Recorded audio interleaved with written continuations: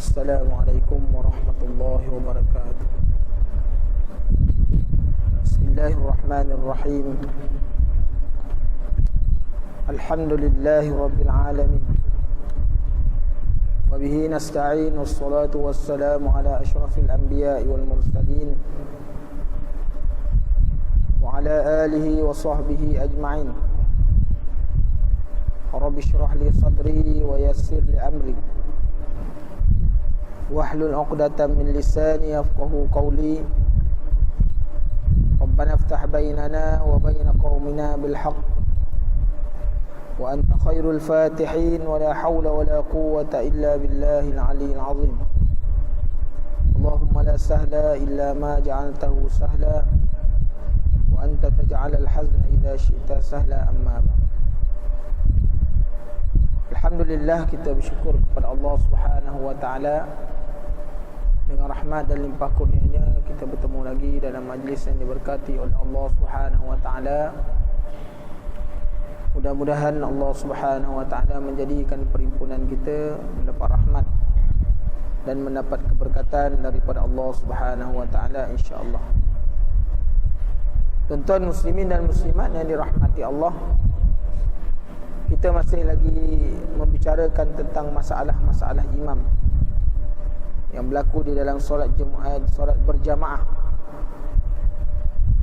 Kita berada pada muka surat 104. Pada pertemuan yang telah lalu kita membicarakan imam yang sentiasa berhadas ataupun menanggung najis yang dimaafkan. Bagaimana hukum mengikut imam yang demikian? Jadi adalah sah, maknanya mengikut imam yang seorang yang sihat, mengikut orang yang contohnya salasil baul, orang yang penyakit tidak lawas, kan? Kencing tidak lawas. Dibawakan kepada kita satu masalah. Qala musannifu rahimahullahu taala wa nafa'ana Allah bi'ulumihi fi darain. Bagaimanakah pula dengan hukumnya solat berimamkan orang yang berhadas atau menanggung najis? Atau macam mana hukum dia? Kita semayang, kita ikut orang yang menanggung berhadas ataupun menanggung najis. Sama ada dengan cara kita mengetahui atau tidak mengetahui. Kadang-kadang imam tu dia menanggung najis, tapi makmum tak tahu. Ada makmum mengetahui dia punya menanggung najis, sama ada pada pakaian ataupun pada badan. Contohnya imam tu dia sujud, bawah tapak kaki dia ada tai cicak tu. Dia tengah menanggung najis. Itu dilihat oleh makmum. Jadi macam mana keadaan-keadaan yang demikian? Maka apa jawab dia? Bagi menjawab soalan ini, pengarang kitab Al-Muhazzab berkata, tidak harus solat di belakang imam yang berhadas, kerana ia tidak termasuk daripada orang yang layak mengerjakan solat. Sebab orang yang berhadas ni memang tak boleh dia melakukan solat. Kalau dia berhadas kecil, memang dia tidak boleh lah. Sebab al-miftahus solah al-wudu', kan? Mana miftah solah ni, kunci bagi semayang ni, dia mesti berwudu. Jadi kalau sekiranya orang berhadas, maka dia tidak boleh mendirikan solat. Satu ketikanya Rasulullah SAW nak mendirikan solat, Rasulullah dah ambil wuduk dah berwuduk. Kemudian Rasulullah nak mendirikan solat, dia teringat bahawa dia belum mandi hadas besar. Jadi tak boleh nak mendirikan solat. Balik mandi dulu. Hadas besar ni tuan-tuan, orang mandi hadas besar, dia tidak membatalkan hadas kecil. Contohnya tadi dia ambil wuduk dengan sempurna, kemudian dia pergi mandi, hal ini dia hadas besar. Kalau sekiranya dia tidak melakukan perkara-perkara yang membatalkan hadas dia tadi, membatalkan wuduk, dengan wuduk yang diambil tu boleh membolehkan dia untuk mendirikan solat. Itu mesti dia faham dah. Ke mana mandi tidak membatalkan wuduk. Tak? Selama mana dia tidak melakukan perkara yang membatalkan. Ada keluar salah satu daripada dua jalan, menyentuh kemaluannya tanpa berlapik dan sebagainya. Ni kita nak kena faham lah. Jadi orang yang berhadas ni, dia tidak boleh mendirikan solat. Jadi masalahnya bagaimana orang yang mengikut dalam keadaan dia tidak tahu bahawa imam tu berhadas atau tidak. Maka dia kata apa? Jika seseorang itu solat di belakangnya, itu belakang imam, selain daripada solat Jumaat, dan tidak mengetahui dia tidak mengetahuinya, kemudian dia mengetahui perkara tersebut, sekiranya keadaan itu diketahui, ini ada beberapa keadaan. Ketika solat, maka hendaklah dia berniat mufarakah dengan imamnya dan menyempurnakan solatnya sendiri. Ini kalau bukan solat Jumaat. Tengok orang duduk belakang imam, dia tengok pak imam menanggung najis, sama ada pakaian ataupun pada badan kena najis. Orang belah sana tak nampak, oh pak imam kena najis, semua batal. Ya ke? Maut lah kan? Batal lah sembahyang. Dia je nampak. Nak tegur pak imam, subhanallah. Pak imam kata pula subhanallah, aku rokok betul, sujud betul. Nak bagi tahu macam mana? Subhanallah. Subhanallah, subhanallah. Pak imam balik belakang dia terajang juga. Kan? Masuk surat khabar pula, viral. Seorang makmum di belakang imam Masjid Al-Azim diterajang oleh pak imam. Sudah. Tak boleh nak bagi tahu. Tak ada kaedah. Kecuali kalau najis itu kering yang boleh dia buangkan. Makmum boleh tolong buang. Tak. Dia boleh tolong buang. Boleh. Dengan syarat perkara itu makna perbuatan tidak melebihi daripada 3 kali pergerakan. Kan dikuit-kuit kaki pak imam pula. Pak imam sondol lagi pada belakang. Soal berapa pula. Jadi bagi dia yang nampak, orang yang nampak, jangan pula dicuit orang sebelah. Tunjuk pula. Batal juga dia. Jadi maknanya bagi dia yang nampak, ketika mana solat, dia boleh niat mufarakah dan menyelesaikan sembahyang sendiri. Ini pada sembahyang yang bukan Jumaat. Itu makmum nak kena tahu macam mana nak buat. Memerlukan kepada ilmu. Tak ada ilmu tak boleh. Tak tahu nak selesai. Sampai salam lah ikut pak imam. Maka kalau dia nampak begitu, dia ikut imam, dia tak tahu nak buat apa, sembahyang dia tidak sah. Sembahyang dia tidak sah. Dan dia beritahu pak imam kaki ada ni. Kalau ada waktu lagi, maka imam kena ulang, dia pun kena ulang. Ada? Orang-orang yang lain tak tahu hukum macam mana, sah sembahyang. Itu keadaan dia tu tuan-tuan. Okey. Maknanya dia mufarakah dan menyempurnakan sembahyang itu sendiri. Yang kedua, kalau sekiranya selepas daripada solat mengetahui akan imam menanggung najis ataupun ada najis pada badan dia, selepas solat, selepas selesai mengerjakan solat, dia tidak wajib untuk mengulangnya kerana tidak ada sebarang tanda yang menunjukkan imam tersebut berhadas. Maka situasi ini dikira sebagai satu keuzuran di dalam solatnya di belakang imam.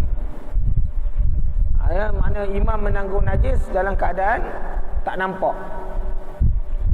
Tak ada nampak pada pakaian, tak ada nampak pada tubuh badan. Itu dikira sebagai satu keuzuran yang mana makmum ni sembahyang ni adalah sah. Sembahyang dia adalah sah. Ini kalau sekiranya berlaku pada sembahyang yang bukan Jumaat. Namun sekiranya situasi itu berlaku di dalam solat Jumaat, macam mana? Sebab tuan-tuan, mendirikan solat fardu ni secara berjamaah hukumnya fardu kifayah. Dia fardu kifayah. Hukum asal tu wajib pada semua. Tapi bila ada sebahagian daripada mereka melakukan solat Jumaat, solat berjamaah ni, melepaskan akan hukum yang lain, melepaskan hukum kepada orang yang lain. Ada. Tapi solat Jumaat ini adalah solat yang dia wajib kepada setiap individu, setiap orang Muslim yang berakal, yang baligh, maka hukum solat Jumaat tu wajib. Dah sampai umur dah berakal dah, wajib solat Jumaat. Tak didirikan, maka hukumnya berdosa. Ada. 3 kali berturut-turut tanpa ghairi uzrun, maka dikhitam dia sebagai orang apa? Orang munafik. Jadi makna wajib. Tanpa ada alasan. Yang kukuh, yang memberi keuzuran. Okey. Maka berkata Imam Asy-Syafi'i dalam kitab Al-Um, jika bilangan jamaah tersebut menjadi sempurna dengan imam tersebut. Makna dalam mazhab Asy-Syafi'i, terhasilnya solat Jumaat ini sah dia 40 orang, termasuk imam 40, maka semayang dia sah, semayang Jumaat sah. Makmum ada 39, campur imam seorang 40, cukup sah Jumaat dan boleh didirikan Jumaat. Tapi kalau sekiranya waktu baca khutbah tadi 40, keluar seorang, dah tak ada wajib Jumaat dah. Sebab quorum tak cukup, quorum Jumaat tak cukup, maka tak wajib. Itu dalam mazhab Syafi'i. Ini kita bicara dalam mazhab Syafi'i, tuan-tuan. Tidak kita bicarakan pada mazhab yang lain. Mazhab yang lain tidak mengambil berat masalah jumlah 40 ni. Hanya Syafi'i saja meletakkan. Okey.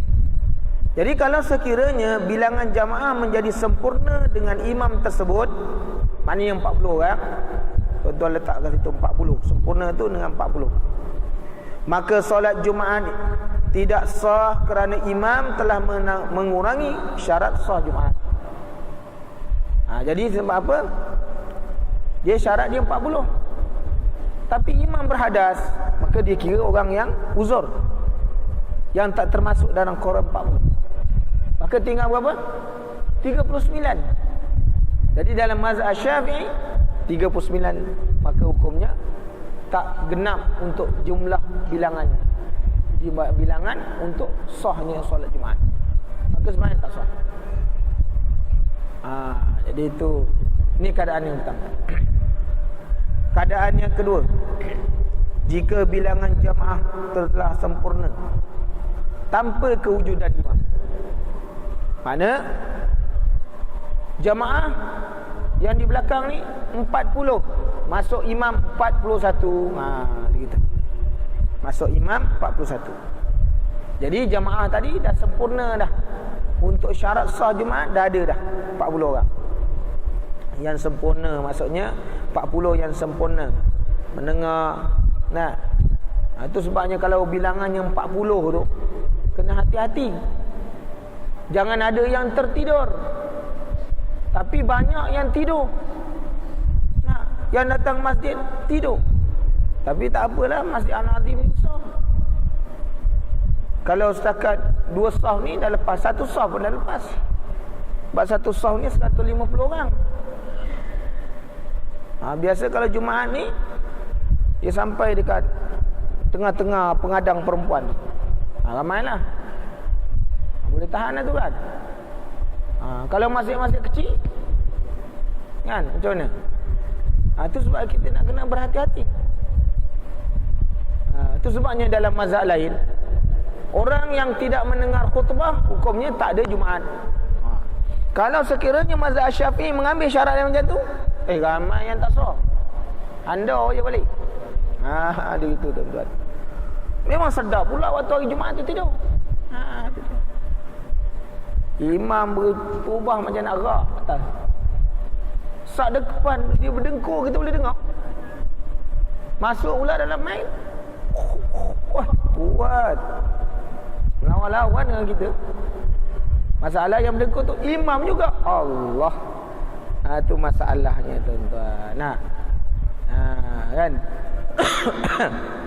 Jadi maknanya jika bilangan Jumaat telah sempurna tanpa kewujudan imam tersebut, maka solat Jumaat itu sah kerana bilangan Jumaat telah sempurna dan hadas imam tidak menghalang sahnya jemaah, sebagaimana hadas imam juga tidak menghalang sahnya solat-solat yang lain. Itu tuan-tuan kena faham.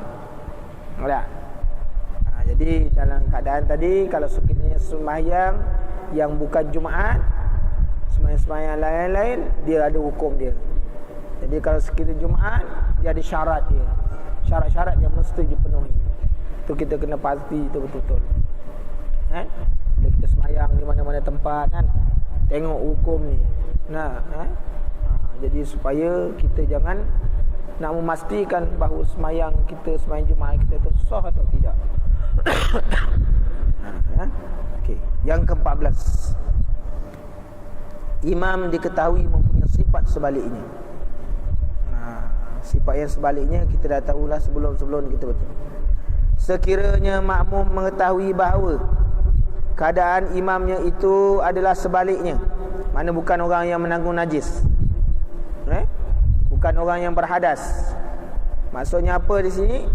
Iaitu makmum mengetahui akan imamnya seorang perempuan ataupun khunsa, ataupun seorang yang gila, ataupun kafir yang menyatakan kekufurannya, seperti mana kafir zimmi. Ini kafir zimmi ini ialah kafir yang tidak memusuhi akan orang Islam. Kafir zimmi. Dia kafir zimmi ni dia lebih dekat sedikit baik dia berbanding dengan kafir harbi.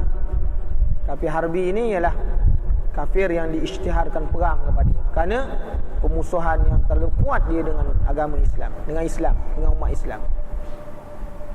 Jadi dalam keadaan sekarang ni kita nak istilah zimmi ke harbi ke, tuan-tuan jangan tanya saya lah kan. Nanti bila kita kata harbi, tuan-tuan pergi lanyak pula orang sebelah pula, masuk pula soal khabar, jadi masalah lagi kita kan. Dan situasi ni kita tak boleh nak ni. Jadi kalau kafir zimmi ni tuan-tuan, ialah kafir yang membayar cukai perlindungan kepada pemerintah Islam. Yang membayar cukai perlindungan, mana tak boleh buat apa-apa kat dia. Kalau diinyaya, maka Islam boleh menjatuhkan hukuman kepada orang-orang Islam yang membuat inyaya kepada dia, sebab dia membayar cukai kepala, cukai perlindungan. Itu kafir zimmi.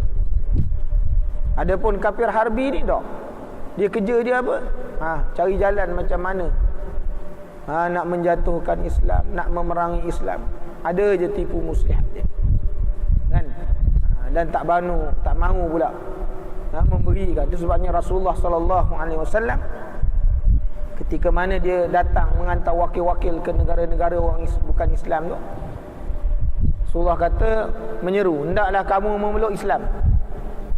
Sekiranya kamu enggan memeluk Islam, maka hendaklah kamu membayar jizyah. Maknanya membayar cukai. Tak mahu juga, nascaya kami akan memerangi kamu. Tengok, dia dibagi 3 tuan-tuan. Rasulullah memberi 3 pilihan sebelum tu. Bukan main perang je. Sebab Islam ni bila nak menyerang sesuatu tuan-tuan, dia ada syarat-syarat. Dia meletakkan maknanya syarat lah. Bukan boleh terus berperang. Sebab Islam ni bukan agama yang mewujudkan peperangan, dan bukan agama keganasan tuan-tuan. Nak perang pun tengok dulu kan. Kalau sekiranya terdesak untuk berperang, maka diberi syarat lagi berperang.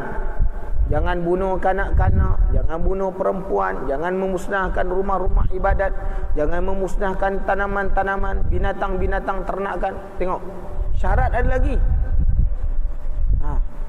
Maknanya tengok Islam tu. Sampai terdesak boleh pergi perang, ada syarat-syarat yang mesti dia kena patuhi.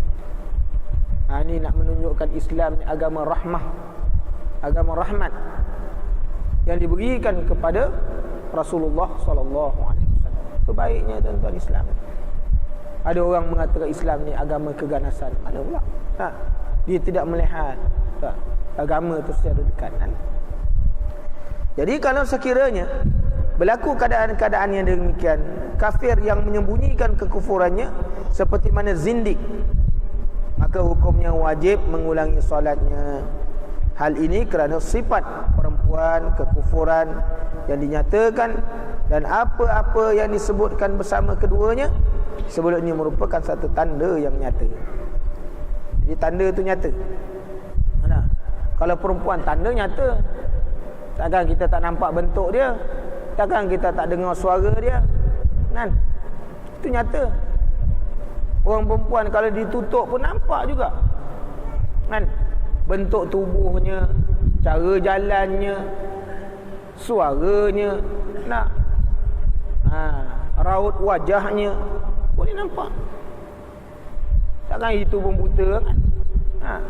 Jadi mana tu dia? Begitu juga orang kafir, kan? Mana semua-semua ni kalau berlaku yang demikian, maka sembahyang tidak sah dan perlu diulang balik.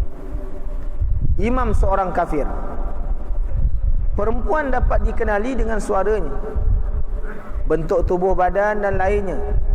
Begitu juga khunsa dan orang gila, ciri-cirinya mudah diketahui. Kalau orang gila, kita tengok perkataan kita tahu, gerak gaya dia kita tahu, tingkah laku kita tahu, dia ni betul tak betul, kan? Jadi maknanya semua ciri-ciri ni akan nampak. Manakala orang yang menyatakan kekufuran dikenali melalui perbuatan memasuki rumah-rumah ibadat mereka dan lain-lain. Makmum yang berimamkan mereka pula cuai kerana tidak menyelidiki keadaan imamnya. Jadi orang-orang yang macam ni dikira cuai, tak tengok dulu. Bagi seorang imam yang tidak menyatakan kekufurannya pula, maka para ulama berbeza pendapat mengenainya. Contohnya tadi, sekiranya zindik, tak nyata, dia kafir dan tak menyatakan kekufuran dia. Jadi macam mana kalau kita semayang dengan orang-orang yang macam ni? Macam mana? Dia tak nampak, kita tak nampak. Tengok pakai jubah. Kalau kita pergi negara Arab, orang Arab semua pakai jubah. Kristian ke, orang Islam ke, semua berjubah lagi. Cuma kalau kita nak tahu orang Kristian ni sama ada Protestan ke ataupun Katolik ke, dia punya lambang dia ada. Dia letak tatu tu dekat tangan, bawah belakang dekat pergelangan. Ataupun dia pakai cross, lambang kat rantai. Nampak lah. Ini kalau tak nampak, tak ada tanda-tanda yang menunjukkan dia ni, dia pakai jubah macam ni, dia pun pakai songkok juga, malah dia hafal Quran pula.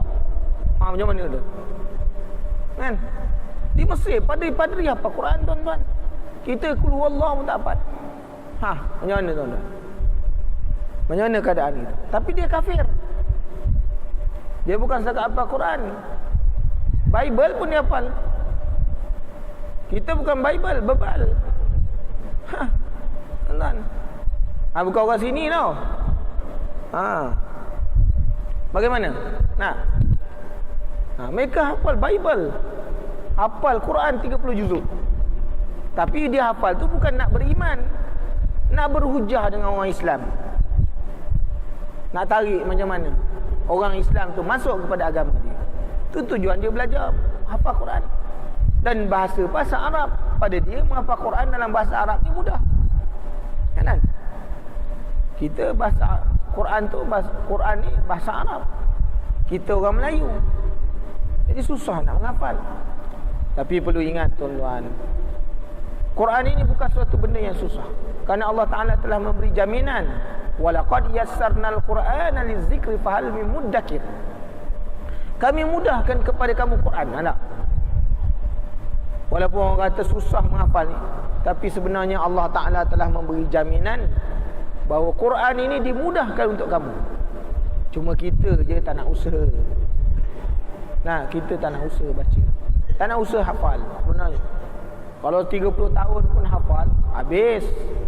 Satu hari satu ayat. Ada 6,342 ayat. Satu tahun 360 hari. Nah, berapa tahun tuan-tuan kena hafal? 9 tahun. Habis kan? 9 tahun kena akan habis juga. Satu ayat sehari. 15 tahun habis juga. Kalau tuan-tuan mula umur tuan-tuan menghafal umur 40, katakanlah 15 tahun, kan? Maknanya masuk umur 55, habis juga. Habis tuan-tuan. Tapi kita tak nak buat, kan? Kita tak nak usaha. Sebenarnya benda tu akan habis. Lah. Lain orang Arab, dia menghafal sehari baru boleh khatam 30 juzuk. Lain. Nah, Ibn Sina menghafal satu hari je. Daripada Isyak sampai subuh habis 30 juzuk menghafal. Ingat pula tu 30 juzuk. Kita tak boleh ikut dia lah. Orang tu memang Allah Ta'ala bagi kelebihan. Imam Syafi'i umur 7 tahun dah hafal Quran, kan? Tu orang yang macam ni kita tak boleh nak ikut, sebab Allah Ta'ala beri. Dengan satu sebab bahasa, dengan sebab satu lagi Allah Ta'ala beri pilihan pada dia. Tapi tidaklah susah sebenarnya kalau kita nak. Kita nak hafal pun boleh. Tuan-tuan nak boleh hafal, mula daripada sekarang. Kalau satu ayat tuan-tuan menghafal, tuan-tuan akan mengambil masa di tempoh 9 tahun. Habis 30 juzuk Quran. Ambil 2 ayat, kurang lagi 3 ayat, semuka. Paling cepat mana menghafal? Paling cepat menghafal 6 bulan boleh habis. 6 bulan. Itu terpulanglah tuan-tuan. Sebab Allah Ta'ala dah bagi jaminan, walaqad yassarnal Qur'ana lidzikri fahal mim muddakir. Mudahkah untuk orang-orang yang menghafal mengingati Quran. Jadi manakala orang yang menyatakan kekufurannya dikenali melalui perbuatan. Jadi kita tengok, menurut pendapat yang paling sahih di sisi Ar-Rafi'i, seorang ulama daripada mazhab Syafi'i, pengulangan solat tidak perlu dilakukan kerana kesukaran untuk memastikan dia kafir atau sebaliknya. Jadi kalau kita semayang mengikut orang-orang yang bukan Islam, kita tak nampak ciri-ciri bahawa dia ni kafir ataupun Islam. Kita dah semayang ikut dia dah. Contohnya dia murtad, kan? Dia tak tahu dia murtad, kan? Murtad ni macam-macam boleh jadi, dengan perkataan ke, dengan perbuatan ke, jatuh iman ke belaka. Dia pun tak tahu, kita ikut dia, sedangkan imamnya telah terbatal dia punya iman. Kita ikut. Kita susah nak mengetahui dia batal tak, dia punya maknanya kekufuran ni kita tak tahu. Maka sebahagian daripada ulama mazhab Syafi'i mengatakan hukum semayang orang yang macam ni kita ikut dia sah, kerana suka nak menyelidiki. Yang kedua, menurut pendapat yang paling sahih di sisi Al-Nawawi, iaitu sebahagian daripada ulama dalam mazhab Syafi'i dan kebanyakan ulama mazhab Syafi'i, makmum dituntut untuk mengulangi solatnya sebab imam telah hilang kelayakan melalui kekufurannya. Jadi ini kebanyakan ulama kata, kalau sekiranya ikut semayang imam yang macam ni, semayang tidak sah, kena ulang balik. Sebab apa? Sebab syarat untuk semayang ni mestilah pertama Islam. Mesti Islam. Tak Islam tak wajib. Jadi nak pertama tu kena Islam, kan? Sebabnya imam telah hilang kelayakan. Maka makmum pula mengulangi solat kerana kekurangan imam. Masuk kekurangan imam tu ialah kerana syarat untuk sah semayang tu. Sebab jadi imam tu, yang pertama dia semayang mestilah dia Islam. Kalau tak Islam macam mana nak semayang? Wa imma dia imam atau wa imma dia makmum. Tak sah dah. Berbeza dengan imam yang berhadas dan seumpamanya, itu bukanlah satu perkara yang mengurangkan kelayakannya untuk menjadi imam. Jika seseorang yang diikut itu ternyata seorang yang telah murtad atau meninggalkan takbiratul ihram walaupun disebabkan terlupa, tetapi tidak meninggalkan niat, maka makmum wajib mengulang solatnya. Mengulang solatnya. Hal ini kerana keadaan ini bukan satu perkara yang tersembunyi bagi makmum. Takbiratul ihram wajib tak wajib? Wajib tak wajib tuan-tuan takbiratul ihram? Dia rukun apa tu? Takbiratul ihram ni rukun apa? Rukun qaul? Rukun qaul. Mana? Takbiratul ihram tu rukun qauli. Mana yang dikatakan rukun qauli tu? Mana yang dikatakan rukun qauli tu? Takbiratul ihram tu mana yang dikatakan rukun qauli? Lama dah semayang ni. Mana yang dikatakan rukun qauli tu?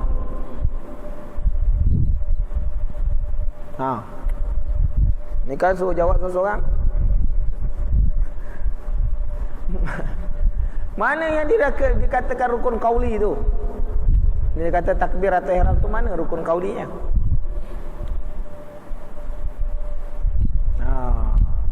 Sebaik orang perempuan kata, baik kau tukar belakang biar aku ke depan ni dah. Yang dikatakan rukun qauli itu lafaznya Allahu Akbar. Itulah dia takbiratul ihram tu. Yang angkat ni perbuatan, tak angkat pun tak apa. Cuma mengangkat ini kalau dibuat dapatlah pahala sunat. Yang takbiratul ihram tu Allahu Akbar tak disebut, hukum batal sembahyang. Tu jelas lah.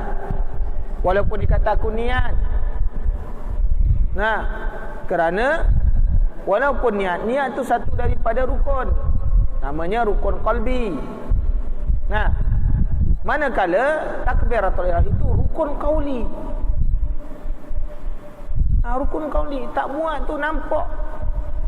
Meninggalkan dengan sengaja atau terlupa, sembahyang tak sah. Tu dia tuan-tuan. Kan? Tak kena tahu tu. Kan? Lama sembahyang tu.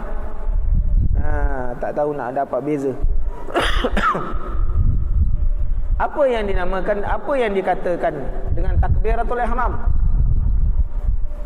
Tuan-tuan, dah lama sembahyang, takbiratul ihram tu apa? Silap dia kata, datang malam ni ramai kena soal pula dia kata. Apa yang dinamakan dengan takbiratul ihram ni?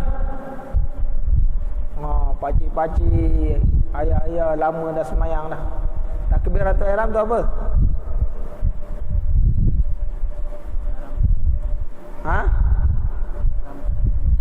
Mengharamkan apa? Yang dihalalkan. Macam mana pula cerita tu?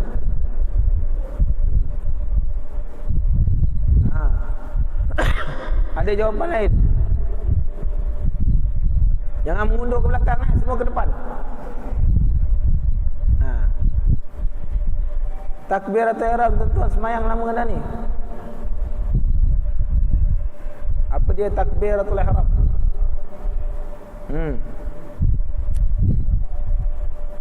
Takbiratul ihram ni tuan-tuan, tadi yang kita dengar tu itu rukun qauli. Lafaz tu rukun. Tapi definisi takbiratul ihram ini maksudnya ialah apa? Sesuatu yang halal sebelum takbiratul ihram. Sesuatu yang halal, makan, minum, bercakap, ketawa, halal. Tapi apabila orang angkat takbiratul ihram Allahu Akbar, makan dengan sengaja haram, batal sembahyang. Bercakap yang bukan perkataan daripada solat, maka haram, batal sembahyang. Itu dia maksudnya. Itu sebabnya kalau orang sembahyang tu, Dia angkat takbiratul ihram, kemudian dia sangap. Sangap dia keluar bunyi huruf. Ha, itu bunyi. Bunyi apa tu? Bunyi huruf. Batal sembahyang. Sangap orang macam lagu dah. Bunyi ha. Tak tutup mulut. Berbunyi huruf ha. Dah ada huruf tu kan? Batal sembahyang. Batal sembahyang lah tuan-tuan. Itu sebabnya Rasulullah SAW ketika mana sebut bila orang sangak tu dia suruh tutup betul-betul supaya sangak tu tidak mengeluarkan huruf. Nah, sembahyang kadang-kadang huruf macam-macam keluar dia. Kan? Kita sembahyang sambil berlari tu, nak pergi angkat takbiratul ihram dalam keadaan mencungak-nyungak. Kita angkat takbir dalam keadaan keluar huruf. Nah, sama ada huruf ha ke ha. Kita angkat tu ha, keluar huruf ha. Tu dah keluar huruf. Nah, membatalkan solat. Itu sebabnya siapa yang suka sangat berbunyi ni kena tutup supaya sembahyang tak batal. Habis ustaz saya dah buat yang 10 tahun dulu. Yang 10 tahun dulu tinggal kala yang sekarang berlaku. Dulu sebab jahil. Kan? Jahil. Tak tahu. Sekarang dah tahu. Siapa buat batal lah sembahyang. Itu sebab nak kena hati-hati tuan-tuan. Nah, sembahyang ni nampak mudah, tapi banyak yang batal sembahyang. Kan? Itu sebabnya Rasulullah SAW pernah dalam satu kisahnya Rasulullah pernah menegur orang sembahyang. Dia sembahyang Allahu Akbar sampai selesai. Kata Rasulullah, sallu lam tusalli lam tusalli. Sembahyang kamu belum sembahyang lagi. Sembahyang balik. Dia pun sembahyang Allahu Akbar. Selesai sembahyang Rasulullah sembahyang balik. Kamu belum sembahyang lagi. Dia pening kepala dah. Sembahyang balik. Kemudian dia angkat takbir semua selesai sembahyang. Rasulullah kata, sembahyang kamu belum sembahyang. Ya Rasulullah, ini je yang aku tahu. Ini je yang aku tahu. Sembahyang yang macam ni je aku tahu buat. Rasulullah kata, engkau sembahyang tamak ninah tak ada. Sedangkan tamak ninah itu tuan-tuan merupakan salah satu daripada rukun. Sembahyang i'tidal tak ada tamak ninah, sujud tak ada tamak ninah, tak sah sembahyang. Tengok betapa sembahyang tu lama tu. Nak beritahu kepada kita istimbatnya, ada orang pernah melakukan pada zaman Rasulullah SAW. Tu tak apalah tuan-tuan, Rasulullah ada. Rasulullah boleh tegur. Siapa yang nak marah Rasulullah? Sebab yang menegur itu Rasulullah. Zaman sekarang kau nak tegur? Kau nak tegur zaman sekarang ni? Nah, jangan tegur tak tentu pasal tuan-tuan. Ada yang kena. Nah, kita sendiri pun takut nak tegur. Nah, dia kata, tengok aku sembahyang kat belakang imam sampai lekuk dah ni. Kau pandai pula kata aku tak betul. Sudah. Bermusuh sampai mati. Ni dia. Ni orang zaman sekarang. Zaman Rasulullah tu orang ditegur oleh Rasulullah. Dan mereka ni suka ditegur oleh Rasulullah. Zaman sekarang orang tak suka terima teguran. Walaupun orang tegur tu untuk kebaikan. Nak membetulkan dia. Sepatutnya dia kata terima kasih. Ni dimarah pula kita. Macam engkau pandai benar. Ustaz tak pernah tegur pun. Ustaz sebab nak tegur, ustaz takut. Nah, tengok yang depan tu, kau yang sasa tu. Jadi maknanya tuan-tuan, itu dah berlaku pada zaman Rasulullah SAW. Itu kita kena ambil ingat. Nah, pada zaman sekarang ni orang jauh daripada Rasul. Orang jauh daripada ulama. Orang jauh daripada ustaz-ustaz.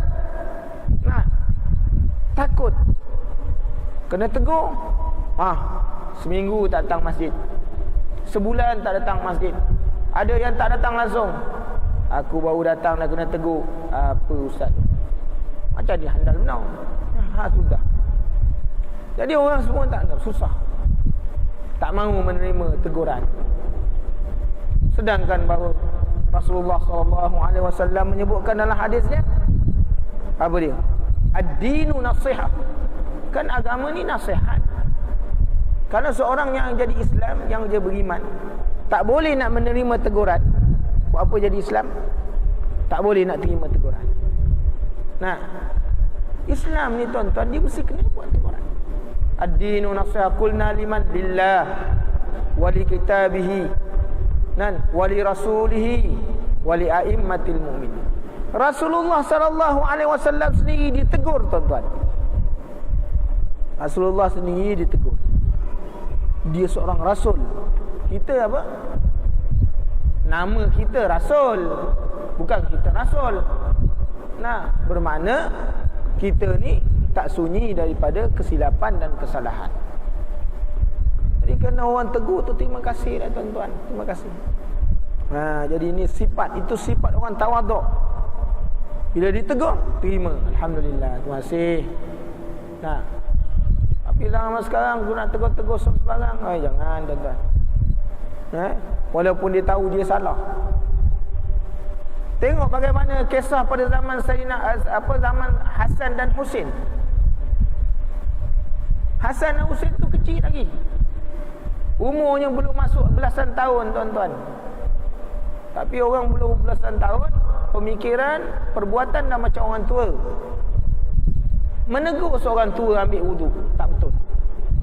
Nah, orang tu boleh terima. Sebab ya, walaupun yang menegur budak. Zaman sekarang budak-budak nak tegur orang tua, memang ni balingnya. Ini zaman sekarang, tuan-tuan. Jangan zaman manusia ni payah nak menerima teguran. Kan? Ini masalah yang berlaku. Jadi akan jahil tu, jahil. Mereka tak tahu, semayang pun tak tahu apa benda. Benar? Jadi kita ingat-ingat, tuan-tuan, ni masalah ibadat. Sebab apa? Sebab apa semayang tu nak perlu diambil perhatian? Kerana Rasulullah SAW mengingatkan dalam satu hadisnya, awwalu ma yuhasabu 'abdihi yaumal qiyamah as-salat. Di hari kiamat, tuan-tuan, di antara ibadat yang mula dihitung oleh Allah Ta'ala ialah solat. Kalau sekiranya solat ni fail, jawabnya susah. Kalau solat fail, susah. Ini sebabnya kita nak kena berhati-hati. Walaupun kita dah sembahyang 10 tahun, 20 tahun, 30 tahun, jangan merasa jemu untuk belajar sembahyang.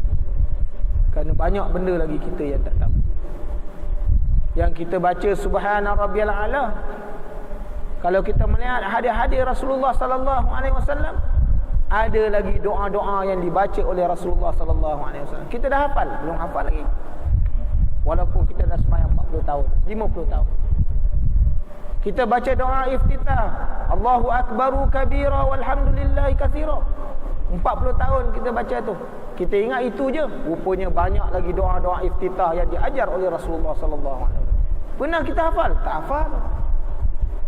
Inilah sebabnya, tuan-tuan, sembahyang yang ditunjuk oleh, sebab tu Rasulullah kata, sallu kama raaitumuni usalli. Sembahyang macam mana kau tengok aku sembahyang. Kerana sembahyang ni diajar oleh baginda Rasulullah sallallahu alaihi wasallam. Insya-Allah nanti kita sambung lagi pada perjumpaan yang akan datang, insya-Allah. Bismillahirrahmanirrahim. Alhamdulillahi rabbil alamin, wassalatu wassalamu ala asyrafil anbiya'i wal mursalin wa ala alihi wa sahbihi ajma'in. Allahumma inna nas'aluka 'ilman nafi'a wa rizqan thayyiban wa 'amalan mutaqabbala. Allahumma zidna wa la tanqusna wa akrimna wa la tuhinna wa 'atina wa la tahrimna wa athirna wa la tu'sir 'alaina wardina warda 'anna. Subhanakallahumma wa bihamdika asyhadu an la ilaha illa anta astaghfiruka wa atubu ilaik. Subhana rabbika rabbil izzati amma yasifun wa salamun 'alal mursalin. Walhamdulillahi rabbil alamin. Barakallahu fikum. Assalamualaikum warahmatullahi wabarakatuh.